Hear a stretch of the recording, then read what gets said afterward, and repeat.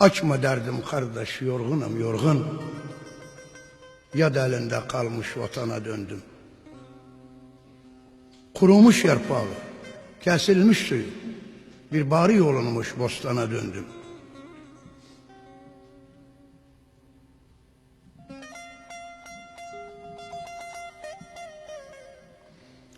Terk ettim diyarım, maldan talandım.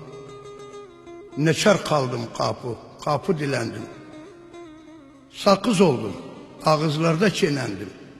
Bir beli bükülmüş insana döndüm. Seçerdim, ölçerdim, verirdim dolu. Seçerdim, ölçerdim, verirdim dolu. El gücüm yeterdi, bükerdim kolu. Kurt gibi gezerdim. Severdim şöyle, bir dişi tökülmüş aslana döndüm.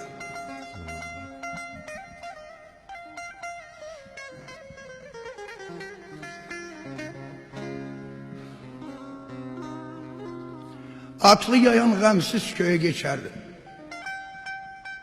Kilitsiz kapıyı dilden açar. Arpa ele boğduyu birden biçerdim. Simbili silkinmiş harmana döndüm.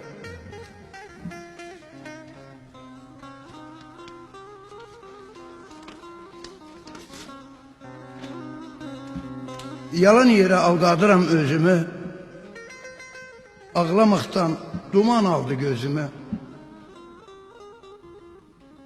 Konuşuram kimse almaz sözüm. Bir teli kırılmış kamana döndüm.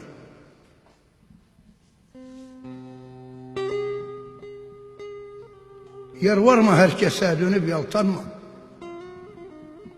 Bir kere aldansay bir de aldanma. Ekmeği dörde bir. Fazla kullanma. Bir şarkı ters olmuş zamana döndüm. Muşu oğlu diğer iş tutmaz elim. Muşu oğlu diğer iş tutmaz elim. Bu gördüğüm günler kesti hayalım.